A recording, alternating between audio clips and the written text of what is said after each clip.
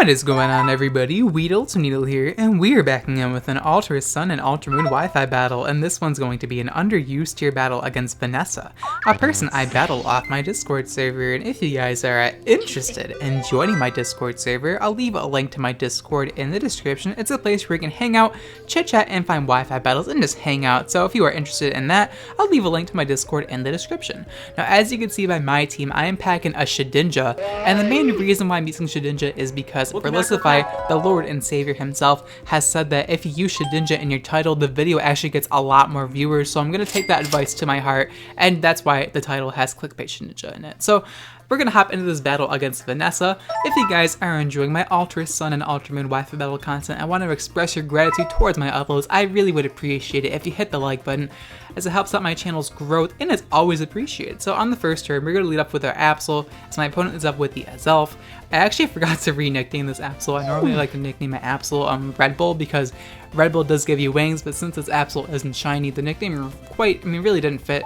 So we're just gonna Mega Evolve Grow Wings anyways, and my opponent makes the mistake of clicking Stealth Rocks against an Absol. I guess she just forgot about Magic Bounce, but that works really well for me, as we're able to bounce back those Stealth Rocks and prevent Stealth Rocks to be, set up on my side of the field for now. And now I'm able to go for a knockoff, and that pretty much means that Azelf is going to die from Stealth Rocks if she tries to switch out to preserve her Stealth Rocker, which is phenomenal for me, since that means my Shedinja doesn't have to worry about those Stealth Rocks. So now I'm going to decide to go for Sucker Punch, because even if my opponent switches out to preserve the Azelf, it's not really going to account to anything because it's going to die from rocks. So we're going to go for Sucker Punch, knock out the Azelf, and we're able to prevent Stealth Rocks from being set up on my side of the field, which is beautiful. So in comes the Sylveon here, and I'm not trying to take a Pixelate boosted Hyper Voice, as that's going to destroy my Mega Absol. I'm going to pull a Hard Switch and bring in my Shedinja, the god himself, to pivot into Hyper Voice, as my opponent actually goes for Moonblast, which is pretty surprising. I'm going to assume Moonblast is for Como-O, because it can have soundproof, and just, switching to Hyper Voice, I just not care, so that's probably why the Sylveon has Moonblast. I'm just guessing, I actually have no idea. Now I'm going to bring my Absol here to scout out for Toxic, or a way to hit my Shedinja. It actually ends up carrying Shadow Ball, which wasn't a move I was anticipating, so I'm happy I scouted out for that kind of thing. And now my opponent, I'm expecting her to just go for Moonblast again, so I'm going to bring my Shedinja here, expecting Moonblast, but now she's going to pull a switch out, expecting me to, I don't know what she was predicting, but she's going to bring in her Arcanine here, so it was a nice double switch on her part, and she's going to take some Stealth Rock damage, which is fine with me. Going to get the Intimidate on Shedinja, which is going to kind of suck, and I don't want to stay in here and get a Will-O-Wisp or anything like that, so I'm actually going to decide to switch out, anticipating Will-O-Wisp, and bring in my Superior. A really aggressive play, because she could just click Flare Blitz, but I'm going to expect Will-O-Wisp, but she goes for Crunch instead, which wasn't what I was expecting either. She was probably anticipating Latias to switch in, which is fair enough. But I bring in Superior here, and now she's going to switch out. I don't know if Superior is like threatening out Arcanine or anything, but now she's going to bring in her Togekiss, so pretty weird plays from both sides of the field, but whatever. Gonna go for a Reflect here, because I am a dual screen supporter Superior, and since the Stealth Rocker is dead, I don't really have to worry about keeping it alive, since the only reason I put Superior on this team is because I needed a Defogger for my Shedinja, of course. So now I'm going to switch out. I set up the Reflect, and considering my opponent's main offensive sweepers are physical, I'm just going to bring an Absol here. I don't really know why. I think I was expecting Thunder Wave. That's probably what I was expecting, but she goes for Nasty Plot instead, which is not what I was anticipating, and that's pretty scary, since Nasty Plot Togekiss is really threatening. I know Velicify prefers the Skillful Scarf Togekiss, but Nasty Plot Togekiss is pretty threatening on its own. Gonna go for the knockoff just to scout out its item. I think it has leftovers, but we're gonna knock off the leftovers anyways, and now my opponent's gonna go for the Dazzling Gleam, and at +2 it's gonna easily knock out my Absol, but we're able to prevent Stealth Rocks, and that's the main reason why it's on this team, so I'm not complaining. Down goes my Absol.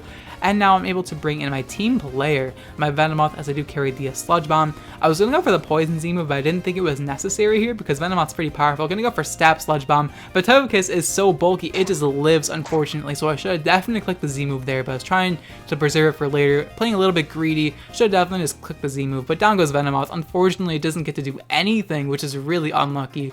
But now I'm going to bring in my Shedinja here, and I'm going to be able to revenge kill this thing with the Shadow Sneak, thankfully. So I'm able to go for Stab Shadow Sneak and knock out the Togekiss. So down this thing goes. Unfortunately, Venomoth could not do much in this game, but we still have Shedinja. We still have the Clickbait Lord on our side.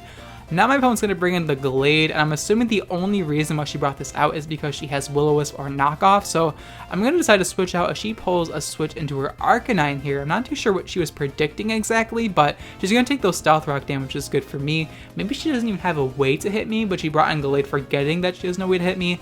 I'm not too sure. I go for the Endure to scout out the set. I mean, I highly doubted that Glade carry Will-O-Wisp since she has an Arcanine on her team, so I mean, that's why I kind of stayed in pretty aggressively there.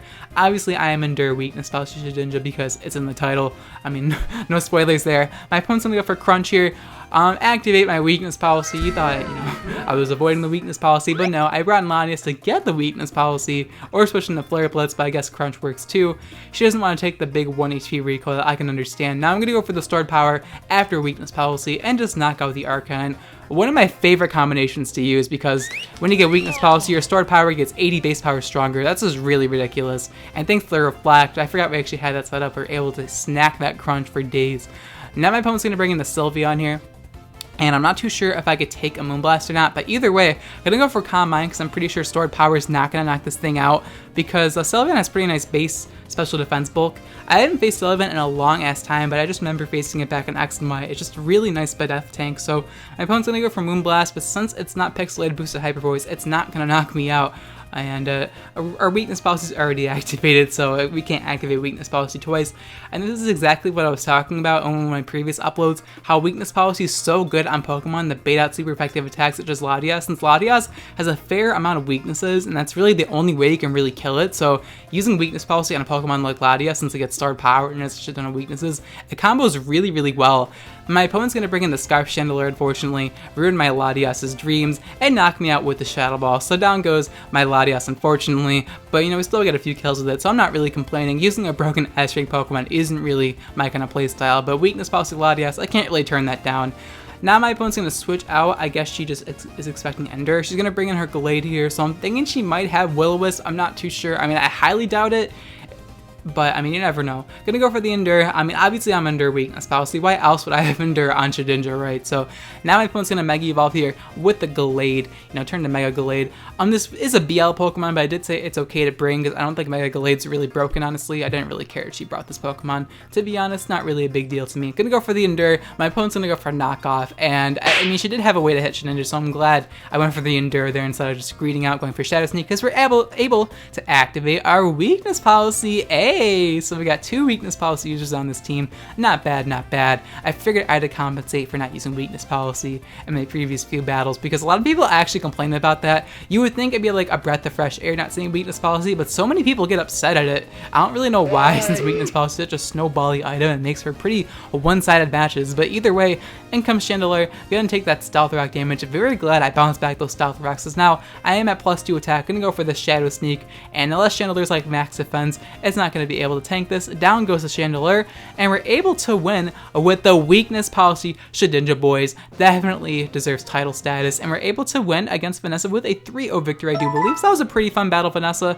I hope you guys enjoyed this Wi-Fi battle. It was a pretty fun Wi-Fi battle. I got to utilize weakness policy on both Latias and Shedinja. If you guys did enjoy this Wi-Fi battle and really want to support my channel, I would appreciate it if you left a like on the video, as it helps out my channel a lot more than you think it does, and it's always appreciated. I really do appreciate the support you guys have given me lately, and honestly, it means the world to me, and it just makes my day so much better, which is kind of sad actually. That must mean my life is pretty sad. Anyways, the question of the day is going to be, which Pokemon in the underused tier would you want to be banned to the borderline tier? If you had the option to, let me know in the comments down below if there's a certain Pokemon in the underused tier you think should be borderline and isn't. Now, me personally, out of all the Pokemon I'm thinking of, such as Latias, Scizor, Superior, the Pokemon I think should be banned to borderline the most has got to be a Azumarill. Now, I mean, UU actually suspect tested to see if Azumarill and Superior were healthy enough to be in the underused metagame, and they both stayed. So what do I know, right? But I just think this Pokemon's absolutely nuts. It could run Choice Band, Assault Vest, Z Belly Drum, freaking Pear's Trap. It could run a lot of sets, and people's arguments like, well, Fist Up Volcanion beats it, Weedle, you're so bad. Fist Up Tentacle could just haze it, Weedle, you're so bad. But like, It's so good. Like, it literally fits on every team. Water Fairy is one of the greatest typings. Primarina was considered one of the greatest Pokemon in the underused tier until Azumarill came along and stole its spotlight. But I don't know, man. I think Azumarill is a little too strong for the underused tier, just in my personal opinion. But yeah, let me know in the comments down below which Pokemon in the underused tier should be banned to the borderline tier if you had the option to. But of course, thank you guys so much for watching till the end of the video. I'll check you guys next time.